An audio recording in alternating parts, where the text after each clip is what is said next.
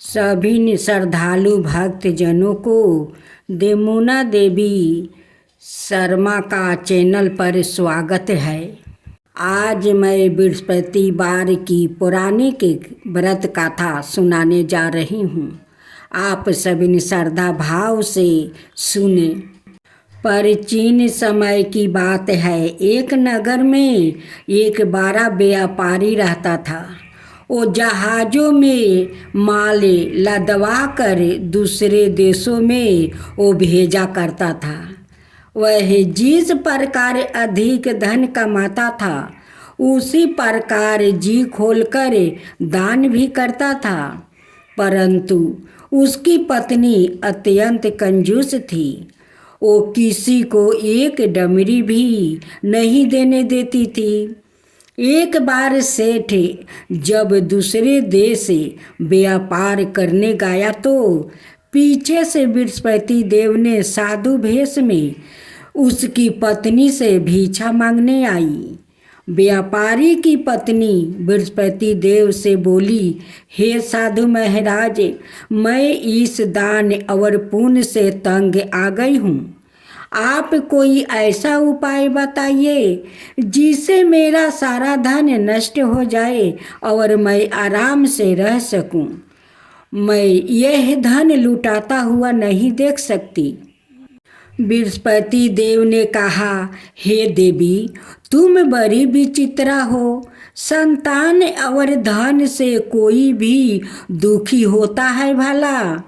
अगर अधिक धन है तो इसे शुभ कार्य में लगाओ, कुंवारी कन्याओं का विवाह करवाओ, विद्यालय और बाग बगीचे का निर्माण कराओ। ऐसे पूर्ण कार्य करने से तुम्हारा लोक परलोक सतर्क हो सकता है। परंतु साधु की इन बातों से व्यापारी की पत्नी को खुशी नहीं हुआ। उसने कहा, मुझे ऐसे धन की आवश्यकता नहीं है जिसे मैं दान दूं। तब बृहस्पति देव बोले, यदि तुम्हारी ऐसी इच्छा है तो तुम एक उपाय करना।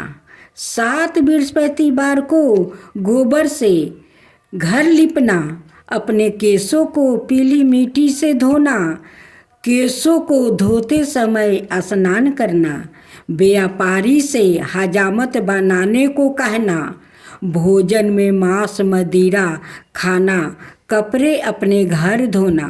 ऐसे करने से तुम्हारा सारा धन नष्ट हो जाएगा।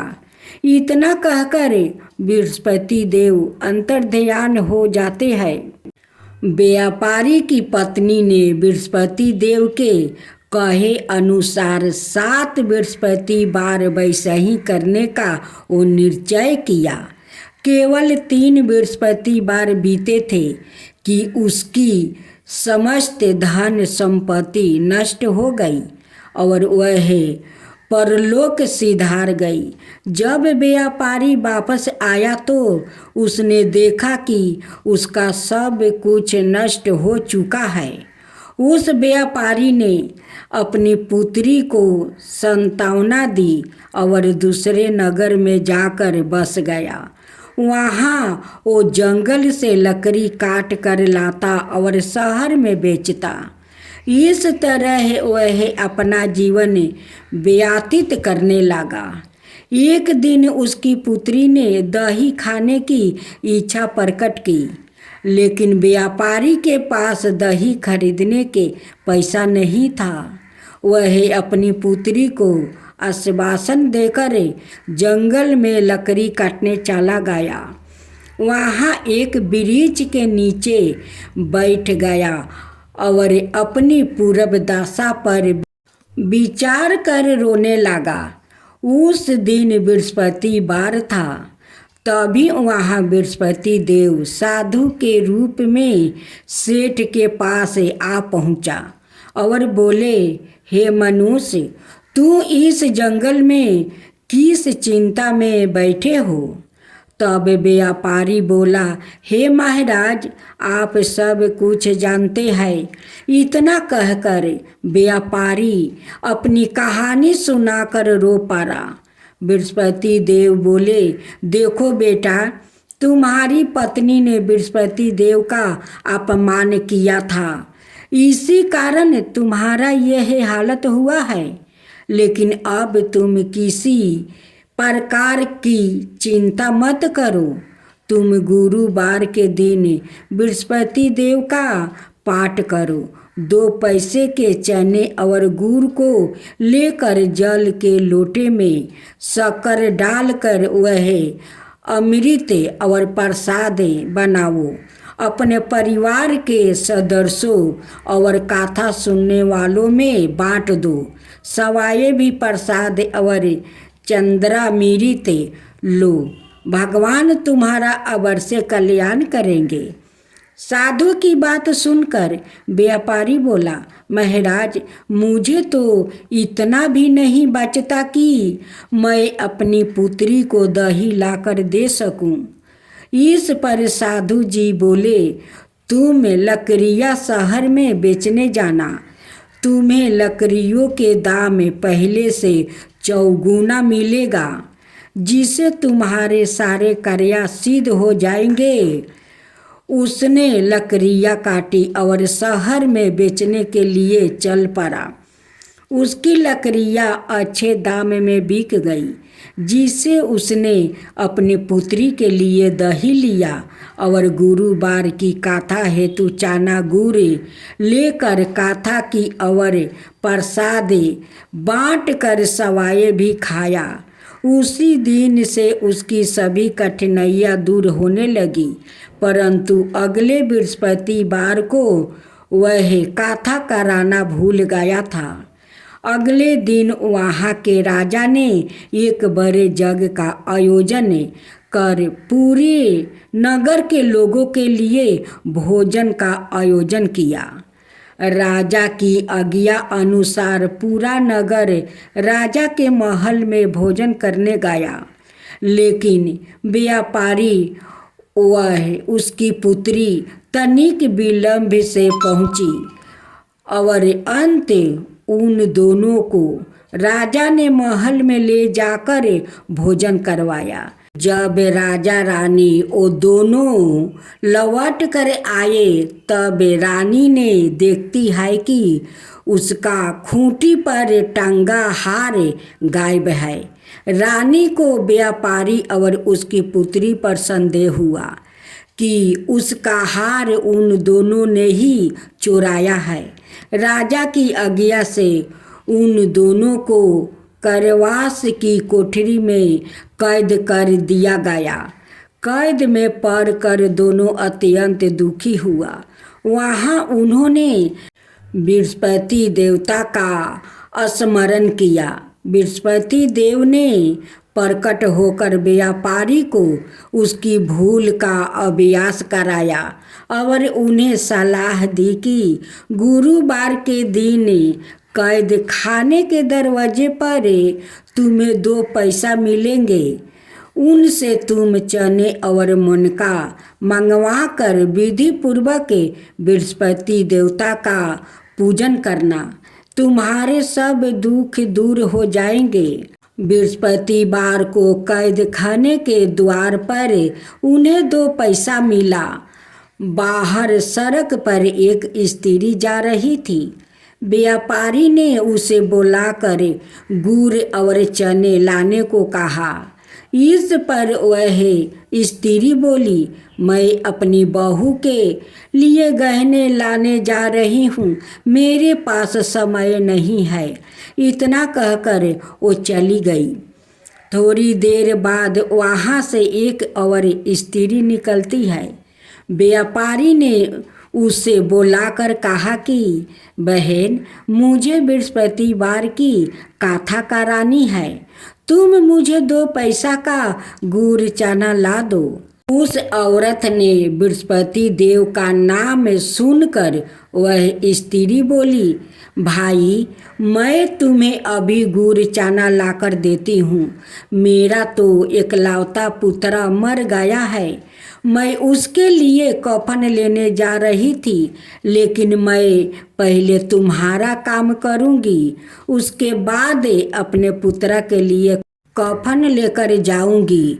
वह स्त्री बाजार से व्यापारी के लिए गुड़ चना ले आई और सवाए भी बृहस्पति देव की गाथा सुनी। गाथा के समाप्त होने पर वह स्त्री कफन लेकर अपने घर गई। घर पर लोग उसके पुत्रा की लाश को राम नाम सत्य है कहते हुए शमशान ले जाने की तैयारी कर रहे थे। स्त्री बोली, मुझे अपने पुत्रा का मुख देख लेने दो। अपने पुत्रा का मुख देखकर उस स्त्री ने उसके मुख में प्रसाद और चंद्रामृत डाल दिया।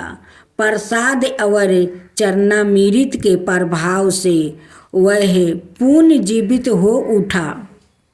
पहली स्त्री जिसने बृहस्पति देव का निरादर किया था, वह जब अपने पुत्रा के विवाह हेतु पुत्रा वधू के लिए गहने लेकर लौटी और जैसे ही उसका पुत्रा घोड़ी पर बैठकर निकला, वैसे ही घोड़ी ऐसी उछाल मारी कि वह घोड़ी से गिरकर मर गया। यह देखकर स्त्री रो रो कर बृहस्पति देव से क्षमा याचना करने लगी। उस स्त्री की याचना से बृहस्पति देव साधु भेष में वहाँ पहुँच कर कहने लगे, देवी, तुम्हें अधिक विलाप करने की आवश्यकता नहीं है। यह बृहस्पति देव का अनादर करने के कारण हुआ है। तुम वापस जाकर मेरे भक्त से क्षमा मांगकर गाथा सुनो, तब ही तुम्हारी मनोकामना पूर्ण होगी। जेल में जाकर उस स्त्री ने व्यापारी से माफ़ी मांगी और गाथा सुनी। गाथा के उपरांत वह प्रसाद और चरणामृत लेकर अपने घर वापस गई। घर आकर उसने चरणामृत अपने मृत्यु पुत्रा के मुख में डाल दिया। चरणामृत के प्रभाव से उसका पुत्रा भी जीवित हो उठा। उसी रात बृहस्पति देव राजा के सपने में आए और बोले, हे राजन, तुमने जिस व्यापारी और उसके पुत्री को जेल में कैद कर रखा है वो बिल्कुल निर्दोष है। तुम्हारी रानी का हार वही खूंटी पर टांगा है। जब सवेरा हुआ तो राजा रानी ने हार खूंटी पर लटका हुआ देखा। राजा ने उस व्यापारी और उसकी पुत्री को रिहा कर दिया और उन्हें आधा राज्य देकर उसकी पुत्री का विवाह ऊंचा कुल में करवा कर दहेज में हीरे जवाहरात दिया। तो बोलो बृहस्पति देव महाराज की जय, बृहस्पति देव की जय। विष्णु चालीसा। विष्णु सुनिए बिनाए, सेवक की चितलाए।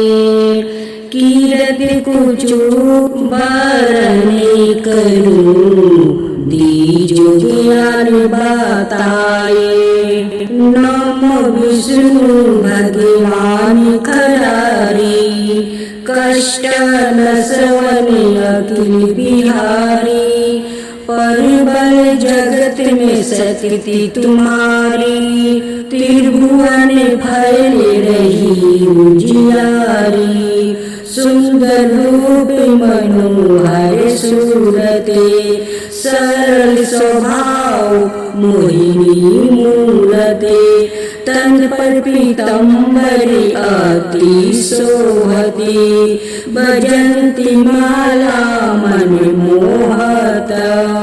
शंख चक्र कर गदा विराजे, देखत दैत्य असुर दल भाजे। सती धर्म मदि लोगे ना गाजे, काम क्रोधि मदि लोगे ना साजे। संत भक्त साजने मन रंजने, दनुजी असुर दुष्टन दल गंजने सुख उपजावे कष्ट सब भंजने दोषी मिटावे करत जन साजने पापी कटे भाव सिंधु उतारने कष्टे नाश करे भक्तन बारने करत अनेक रूपी प्रभु धारने केवल आपे भक्ति के कारणे धरनी धेनु बनी तुम्हें पुकारा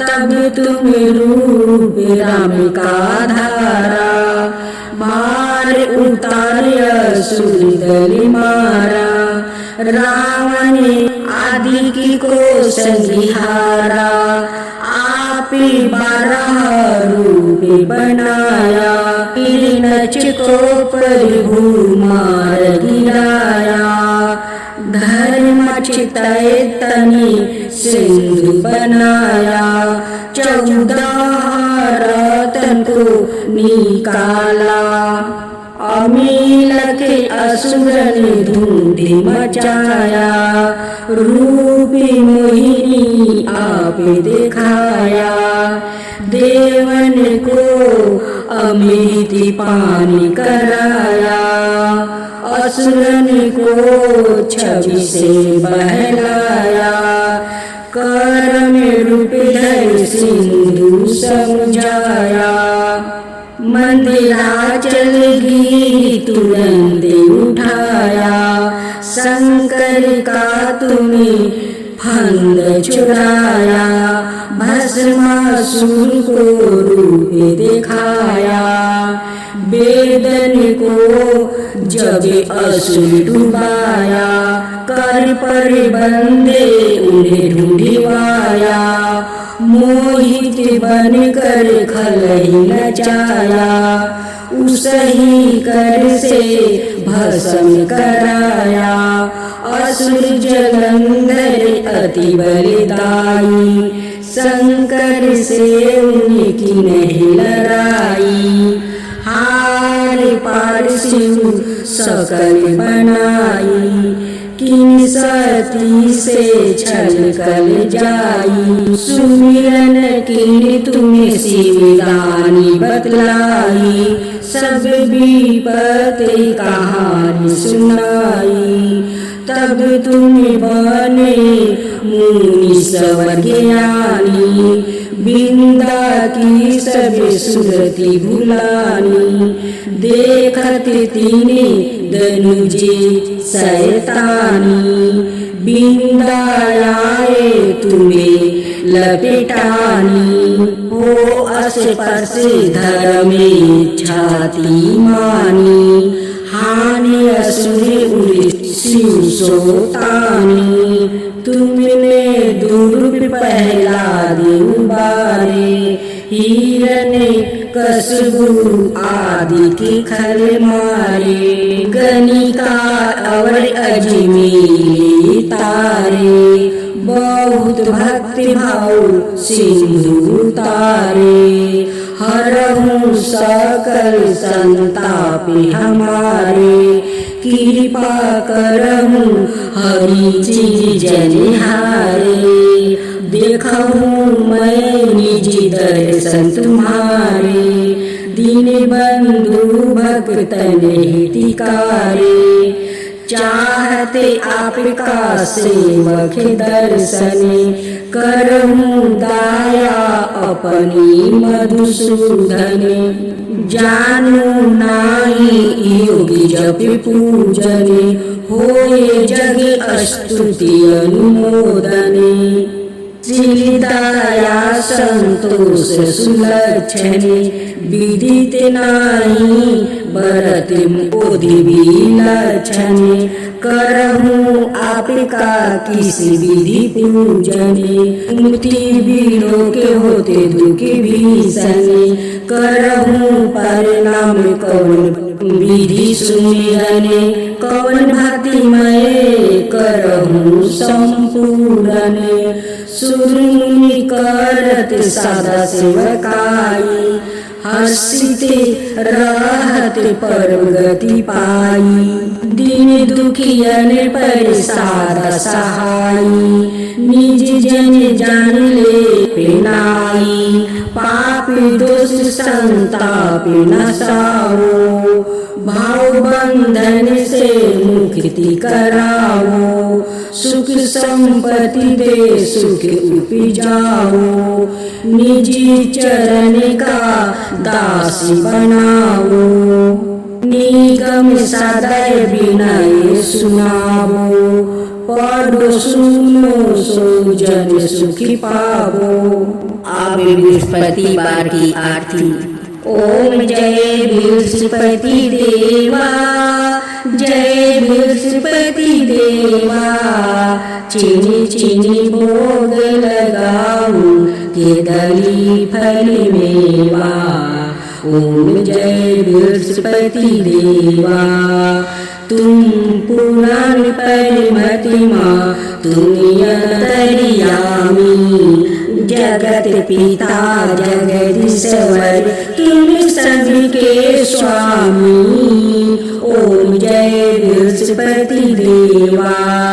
चरना मेरी निज निर्मले, सबके पतक हरिता। सकल मनोरथ दायके, कृपा करो भक्तो। ओम जय बृहस्पति देवा। तन मन धन अर्पण करे, जो जन शरण परे। प्रभु प्रकट तब हो करे, आकर दुआरे खड़े। ओम जय बृहस्पति देवा। दीन दयाला दयानिधि, भक्तन हितकारी। पापी दोष सब हरिता, भाव बंधन हारी। ओम जय बृहस्पति देवा। सकल मनोरथ दायके, सब संशय तारो। विषय विकार मिटाओ, संतन सुखिकारी। ओम जय बृहस्पति देवा। जो कोई आरती तेरी प्रेम सहित गावे, ज्येष्ठानंद बंदी सो निश्चय पावे। ओम जय बृहस्पति देवा। ओम जय बृहस्पति देवा।